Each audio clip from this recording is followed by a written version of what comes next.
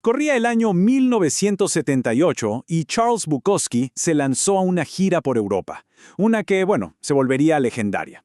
Y es que no fue el típico viaje literario para nada, fue más bien una zambullida total en el caos, una cosa brutalmente honesta que reveló todo sobre su fama y también sobre sus demonios. Acompáñeme a desglosar este viaje tan, pero tan particular. A ver, para entender esta gira, primero hay que entender una gran paradoja.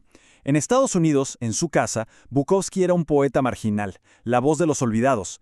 Pero en Europa, en Europa era otra historia. Allá ya era un fenómeno, un escritor de culto. Lo veían casi como un heredero de los grandes autores malditos. Y esta gira era, de alguna manera, su gran coronación. Miren, el propio título del libro que cuenta este viaje, Shakespeare nunca lo hizo, ya nos dice todo. Esto no es literatura fina, elegante, no. Es una crónica de lo que pasa cuando se quitan todos los filtros. Es literalmente la antítesis del tour cultural pulcro y correcto. Es Bukowski en estado puro y duro. Y la gira no pudo haber empezado de una forma más explosiva. La primera parada fue París y lo que pasó ahí iba a resonar durante todo el viaje. Y ojo, no era un programa de televisión cualquiera. Apostrophe era una verdadera institución en Francia. Aparecer ahí te podía consagrar como escritor de la noche a la mañana. Para Bukowski era el escenario más grande de su carrera hasta ese momento. ¿Se imaginan? Una audiencia masiva, de millones, esperando escuchar al gran autor americano. Y lo que sucedió fue un desastre glorioso casi predecible. Bukowski no se guardó absolutamente nada. O sea, desde el momento en que se sentó, completamente ebrio, se dedicó a demoler la solemnidad del programa. Fue como ver un choque de trenes en vivo y en directo. Por un lado, el intelectualismo francés y por el otro, la crudeza de Bukowski. Su comportamiento fue en realidad una actuación, una performance total de su personaje, que terminó de la única manera que podía terminar. Se levantó y se fue del estudio en plena transmisión. Su entonces novia, Linda Lee, lo resume a la perfección. No hubo disculpas, no hubo sutilezas. Fue un acto de rebelión en vivo, una performance que de la noche a la mañana cimentó su mito en Francia como un tipo genuino, sin concesiones.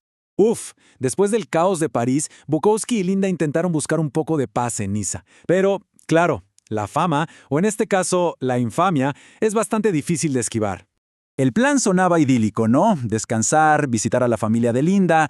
Pero la realidad fue un golpe durísimo, una humillación. El tío de Linda, un ginecólogo adinerado y, para colmo, fan del presentador que Bukowski acababa de insultar en televisión nacional, se negó a recibirlos. La vergüenza del escándalo los había alcanzado, y este rechazo burgués, silencioso, era un tipo de golpe muy diferente a los que él conocía. Lo que vino después fue un día totalmente surrealista, casi una metáfora de su situación. La madre de Linda los encontró, pero el día se convirtió en una búsqueda sin fin, frustrante, de un café recomendado que al parecer no existía, y después una búsqueda igual de confusa de la parada de autobús correcta.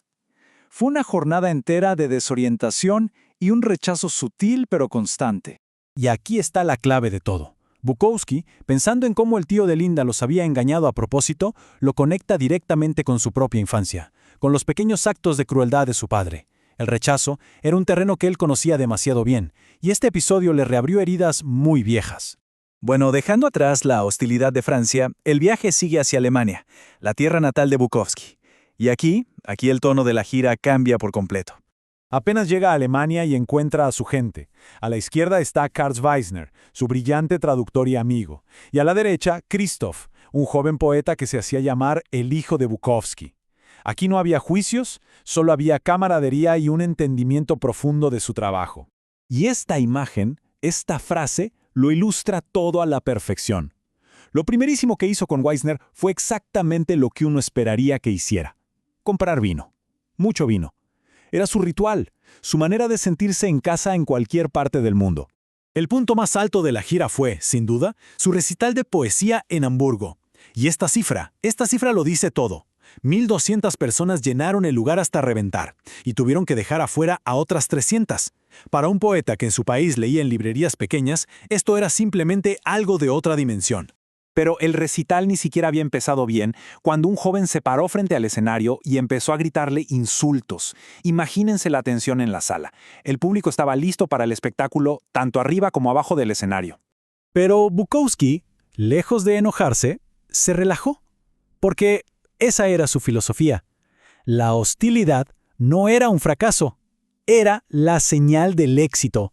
Era la prueba de que su trabajo provocaba una reacción real, no indiferencia. Y con esa lógica, desarmó la situación por completo. Y fue aquí, en Hamburgo, donde descubrió algo fundamental.